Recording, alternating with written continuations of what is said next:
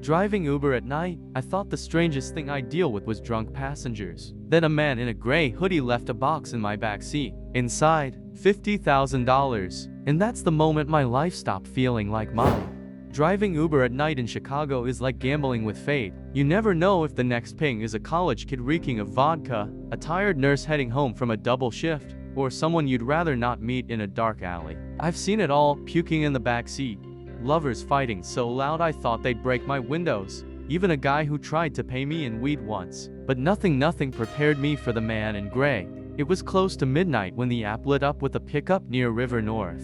Friday night, streets buzzing, neon reflecting off puddles from an earlier rain. The guy slid into the back without a word, hoodie up, face shadowed, no smell of alcohol, no small talk, just a heavy silence. I tried my usual opener, "Evening, man," headed home. No answer. He just stared at the passing lights. His ride was set to Logan Square, a good 20-minute drive. For the first 5 minutes, the only sound was the jazz station I had quietly playing some Coltrane riff filling the void. He didn't look at his phone, didn't fidget, didn't do anything but breathe slow and steady, like he was meditating or counting down. I'll admit, it gave me the creeps. I kept glancing at the rearview, trying to catch his face, but all I saw was the pale outline of a jaw and the reflection of streetlights in his hood. When we finally pulled onto a narrow residential street, he tapped the glass once with his knuckle. No words, just tap tap. I parked by a cracked sidewalk. He opened the door, stepped out, and shut it softly. That's when I noticed it. A box, medium-sized, cardboard, with the Walgreens logo faint on the side. It sat on the seat where he'd been. "Hey," I called, leaning out the window. "You forgot something." But the man didn't even flinch. He walked toward a dark brick building and disappeared behind the door without looking back. I waited a second, engine idling, expecting him to return. He didn't. I picked up the box. It was heavier than I thought, way heavier. Not groceries, not clothes, something solid, dense. My hands tingled. My gut screamed to drive back and drop it at his building. But the address in the app was just Logan Square. No name, no number, just a zone. So I drove. At home, the box sat on my kitchen table like a dare. Midnight bled into 1 a.m., and still I hadn't touched it. I poured a whiskey, stared at it, convinced myself it was probably boring textbooks, maybe tools, something innocent. But when I finally opened the flaps, my breath caught. Stacks. Neat, tight, thick stacks of $100 bills, banded in paper sleeves. I counted one band, 10,000, then another, and another. 5 stacks total, $50,000. My knees almost gave out. Inside, tucked between the money, was a small black notebook. Thin pages, scrawled with letters and numbers: GD, 711 Clark M's, Wicker Lot Arn, Lakefront, just initials and locations. I felt my mouth go dry.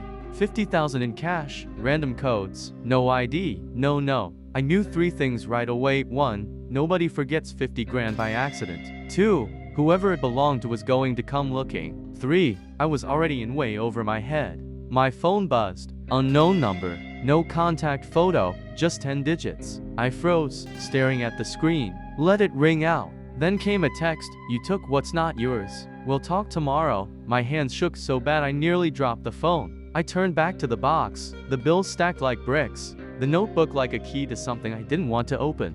And all I could think was, this isn't a lucky night. This is the start of something I might not walk away from. I didn't sleep, not a second. The box sat in the corner of my kitchen like a growling dog, silent but threatening. Every creak in the apartment felt amplified. By dawn, I was pacing like a lunatic, running my hands through my hair, thinking of 100 different scenarios, most of them ending badly. At 8 in the morning, my phone rang again. Same unknown number. My throat tightened, against every instinct screaming at me. I swiped to answer.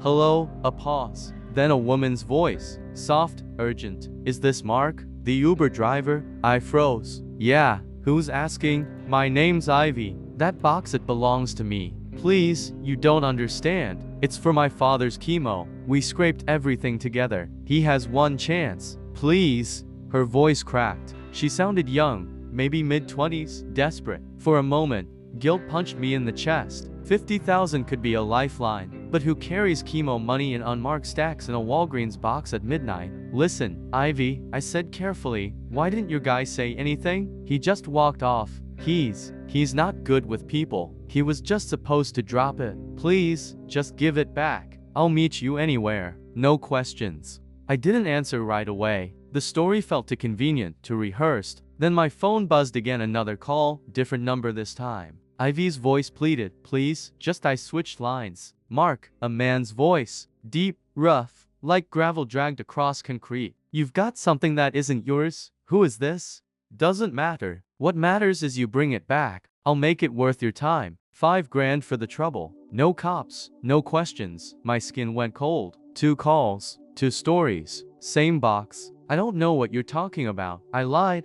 The man chuckled darkly. Don't play stupid. We saw you take it inside. Don't make us come back for it. Click. The line went dead. I set the phone down and stared at the box again. My heart was jackhammering. This wasn't just lost property, this was bait in a game I didn't know the rules of. I thought about calling the police. Hell, that seemed like the sane move. But a voice in my head said, what if they're in on it? I'd heard too many stories, and the text from last night, we'll talk tomorrow, sounded more like surveillance than coincidence. I dialed Uber support instead. After 10 minutes of robotic menus, I got a rep with the energy of a sedated turtle. Hi, this is regarding lost property, I explained, trying to keep calm. Passenger left a box. I tried contacting sir. If the item is valuable, we recommend contacting local law enforcement. Uber isn't responsible for items left behind. Yeah, but this is different. The box, sir. Call the police. Click. Line dead. So much for corporate backup. Now imagine what happens next. But before that, smash that like button and hit subscribe, cause the craziest part is just getting started. By afternoon, my paranoia was full throttle. Every car that slowed near my apartment, every footstep in the hall, I jumped. I closed the blinds, checked the peephole every 10 minutes. My mom called, she wanted me to bring groceries. I told her I couldn't. I couldn't risk leading anyone to her place. At 3 p.m., another message buzzed in, a photo. Grainy, from across the street. Me, leaning out my window earlier that morning. Caption TikTok. I dropped the phone. They were watching me. I grabbed the box, ready to toss it in the dumpster. Just wash my hands of it, but as I lifted it, I felt that weight again, real, heavy, undeniable. $50,000. That money could fix everything. Mom's medical bills, my debts, even a shot at a new start. And that's when the spiral started. What if I just kept it? Could I disappear? Buy a ticket out west, start fresh in Oregon or Montana? Or maybe just pay off everything here, pretend the world never noticed? Then the guilt clawed back. Ivy's voice in my ear. Chemo. Father. Last chance. Was she lying? Probably. But what if she wasn't? Could I live with myself if I gambled a man's life against my paranoia? At 5 p.m., I got the third call. Same unknown number. I answered. Voice hoarse. Mark, said a calm, steady voice. Male. Maybe late 40s. This is Officer Miller, Chicago PD. We have reason to believe you're in possession of evidence tied to an investigation. I strongly advise you to bring that box down to the station immediately. My blood ran cold. Evidence. That explained the money bands, the coded notebook. Maybe it was a sting. Maybe dirty cash marked for seizure. Officer, how do I even know you're real? Anyone can call in, Mr. Wallace. He interrupted smoothly. He knew my last name. You're on thin ice. Cooperate, and this ends clean. Don't, and you could be charged. Think about it. Click. I sat there, staring at the phone, caught between 3 different truths. Ivy's plea, the thug's threat, the cop's warning, all circling the same damn box. Around sunset, I went down to check my car. Just habit, needed to move it before street cleaning. That's when I saw it.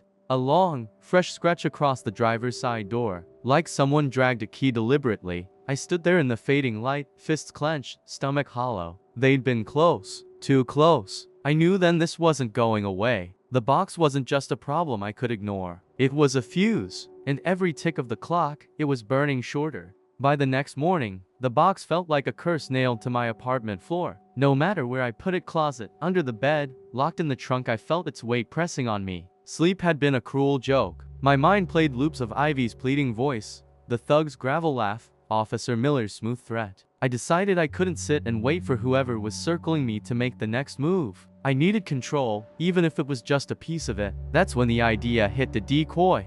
I grabbed another box, same size as the original, from the pile of Amazon deliveries stacked near my neighbor's door, filled it with old magazines and a couple bricks to match the weight. From the outside, it looked legit. Then I carefully tucked the real box behind the false wall of my closet. At noon, I texted Ivy back from a burner app numbered, "Meet me at Union Station, South Concourse. Bring proof it's yours." Within minutes she replied, "Thank you. I'll be there. Please don't involve anyone else." My chest tightened. Either she was sincere or she was the best liar in Chicago. Union Station at midday is a madhouse. Travelers with rolling suitcases, commuters rushing to metro trains, the echo of footsteps and announcements bouncing off marble walls. I parked 2 blocks away and carried the decoy box like it was radioactive. Ivy was waiting near a Dunkin' kiosk. She was younger than I expected, mid-20s. Thin, black hair tied back in a ponytail. Her eyes had dark circles like she hadn't slept in days. "Mark?" she asked, voice trembling. "That's me," I said cautiously, holding the box. Her hands immediately went for it, but I pulled back. "Proof? You said it's for your father's chemo. Show me." She fumbled in her bag and pulled out a folded piece of paper, a hospital intake form, stamped with Northwestern Memorial Hospital's logo. It listed a patient named Michael Davis and a treatment schedule. It looked real, too real. But as I scanned it, one thing jumped out: the name didn't match the initials in the black notebook. None of them matched Em'd. My gut tightened. Before I could press her, I felt it, the shift in the air, that sense of being watched. I turned my head slightly. Near the escalators, a broad-shouldered man leaned against the wall, eyes fixed on us. Gray hoodie. Different face than my passenger, but the same vibe. And he wasn't alone. 2 others hovered near the kiosk, pretending to read menus. "Shit." I lowered my voice. "Ivy, did you bring company?" Her eyes widened. "What? No, I came alone." But her fear looked too raw to fake. The man in the hoodie pushed off the wall and started toward us. "Time to go," I muttered, clutching the decoy box. We moved fast through the crowd, weaving between travelers. The sound of footsteps behind us quickened. Someone shouted, couldn't tell if it was at us or not. We burst out onto Canal Street, horns blaring, buses hissing at the curb. I ducked into an alley, heart pounding, and shoved the box at Ivy. "Take it," I said. "If it's really yours, run. If not, good luck." She stared at me, stunned. "This isn't safe, Mark. You don't understand." "No," I snapped. "You don't understand. 3 people just tried to corner us. Somebody lying, and I don't know if it's you." Her lips trembled. She hugged the box to her chest and took off down the alley, vanishing into the crowd. I leaned against the wall, gasping for breath. The hooded man stormed past the alley entrance, cursing when he didn't see us. That night, back at my apartment, I pulled out the real box and the notebook again. My nerves were shot, but I couldn't shake the hospital form from my head. I googled Michael Davis. The obituary hit me like a truck. He died 6 months ago. So Ivy's story was bullshit. But why bring a fake form that looked so official? Was she desperate enough to recycle an old name, or was someone feeding her lines? I flipped through the notebook again, running my finger down the scribbled codes. GD 711 Clark, M's Wicker Lot, are in Lakefront. It wasn't names. They were drop points. A chill ran down my spine. The box wasn't just money, it was part of a delivery chain. And I'd just thrown a decoy into the middle of it. My phone buzzed. A new message. A photo. Ivy, clutching the decoy box in the alley. Taken from across the street. Captioned, "Nice try." My stomach dropped. They knew I was playing games. And next time, I wasn't sure if they'd let me walk away. By the time dawn crept over the skyline, I hadn't slept again. My hands smelled like cardboard and sweat from checking the box every 10 minutes. Like some paranoid dragon counting his hoard. But this wasn't treasure, it was a trap. And the deeper I looked, the clearer it became.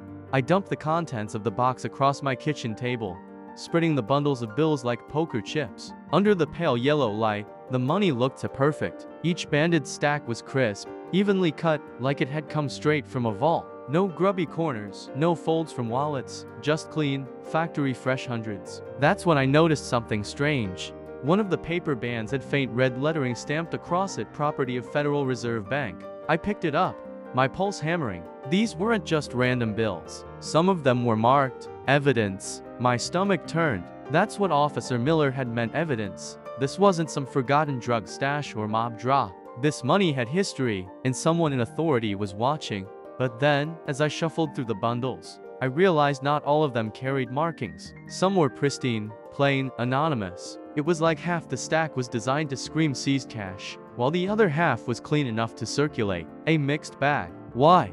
I grabbed the little black notebook again, flipping through the scrawls. Initials, addresses, drop points. A chain of movement. And suddenly I wondered, was the money a test? Bait? Maybe Ivy wasn't lying when she said don't go to the cops. Maybe the cops weren't clean in this either. I felt a wave of nausea. I needed air, so I walked down to the 7-Eleven on Clark Street. The one in the notebook. Maybe it was stupid, but I had to see if it meant anything. Inside, the fluorescents buzzed. The cashier, a guy I'd seen 100 times on night shifts, raised an eyebrow at me. Back early, Mark. No fares. I forced a smile. Yeah, slow morning. Hey, quick question, what's the deal with those marked bills? You ever hear of, like, GPS tags and stacks? He chuckled, cracking open an energy drink. Man, that's some conspiracy shit. But, actually, yeah, my cousin works in security. Says banks lay some bundles with trackers. Looks like normal cash, but 1 or 2 bills got chips inside. Lets him follow the flow. My gut twisted. So it wasn't paranoia. Some of those crisp stacks could be glowing on a cop's screen right now. A beacon saying, here I am. I bought a coffee I didn't even want and stumbled back into the daylight. By late afternoon, the paranoia was chewing me alive. I sat in my car with the box locked in the trunk, scanning every mirror. Every pedestrian felt like an informant. Every parked sedan looked like surveillance. That's when my phone buzzed again. Unknown number. This time, just a text, bring it tonight. Wicker lot. Midnight, one of the drop points. From the notebook. I didn't answer. My chest pounded so hard it hurt. Another buzz. This time, a photo of my mom's house. Caption, don't be late. I nearly vomited. It wasn't just about me anymore. They knew where my family lived. By evening, I was pacing again. Ivy's tearful plea, the thug's threats, Miller's warning, all of it swirled in my skull. I couldn't tell who was telling the truth. Maybe none of them. I took out the bundles again, running my fingers over the paper bands. For a split second, the fantasy flickered, taking it all, disappearing, putting my mom on the best treatment plan money could buy, leaving Chicago behind, but reality crushed it. I was marked. The box was marked. Even the air around me felt wired. I stuffed the money back in, sealed the flaps, and sat in the dark with the box on my lap. Midnight at the Wicker lot loomed like an execution. And yet, I couldn't shake one thought. If they wanted the box so badly, maybe it wasn't about the cash at all. Maybe it was about who I handed it to. Midnight in Wicker Park feels like two cities colliding, bars spilling drunk laughter into the streets, while alleys hum with shadows. I pulled into the cracked, half-empty lot behind an abandoned warehouse. Sodium lights flickered overhead, casting sickly orange pools. My pulse was louder than the engine. The box sat in my passenger seat like a loaded gun, except it wasn't the real one. That was still hidden in my closet. This was another decoy, filled with random junk and a couple of bricks for weight. I couldn't bring myself to hand over the real deal. I parked near the far corner, engine running. Midnight sharp, a black SUV rolled in, headlights off. Out stepped the man with the gravel voice I'd heard on the phone. Heavyset, scar along his cheek, leather jacket that squeaked when he moved. 2 others flanked him, one with the hood up, the other scanning the lot like a hawk. You got it, he growled. I forced my voice steady. Yeah, right here. I lifted the box. My hands looked steady, but my insides were shaking. Before he could step closer, a second car screeched into the lot, blue sedan, lights blazing. Ivy jumped out, her face pale, eyes wide. Don't give it to them, Mark, she shouted. The men turned, hands twitching toward their jackets. For a moment, everything froze like the world was holding its breath. Then another set of headlights cut through the night.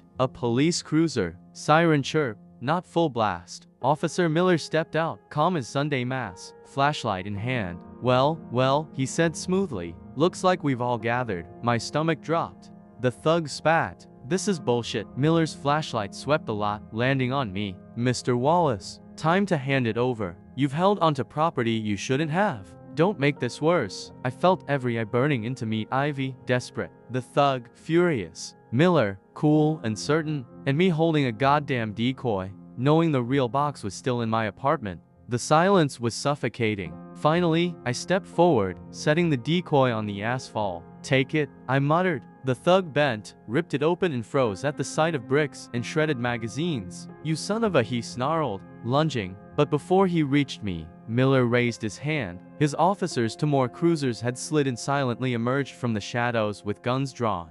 Enough, Miller barked, hands where I can see them. The lot erupted shouts, Ivy crying, thugs swearing as they were shoved against the SUV. In the chaos, Miller approached me. His voice dropped, meant only for my ears. Smart move with the decoy, but now you and I both know you've still got the real one, and you're going to bring it to me. Tomorrow, 10 a.m. South Precinct. If you don't, he glanced at Ivy being cuffed, then back at me. You'll wish you had. He patted my shoulder like a coach after practice and walked off, leaving me in the sodium glow, heart hammering, with the sick realization that I was still just a pawn. Morning light spilled through the blinds like knives. My head throbbed from the weight of everything: the box in my closet, Miller's ultimatum, Ivy's tears, the thug's fury. I felt like a cornered animal with no exits left. At 9 a.m., I sat at the kitchen table, staring at the box. The stacks inside might as well have been bricks of TNT. Miller wanted it at 10 sharp, South Precinct. Bring it or regret it. His words still crawled in my skull.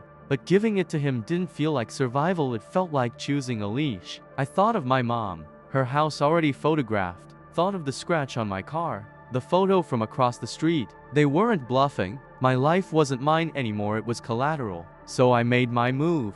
I grabbed the box, taped shut, loaded it into the trunk. Instead of heading south, I drove west, past the city limits, past the tolls, past the skyline shrinking in the mirror. Every mile, my chest loosened just a little. I pulled into a rest stop 2 hours out, parked by a dumpster, took the box out, set it down. My hands lingered on the cardboard.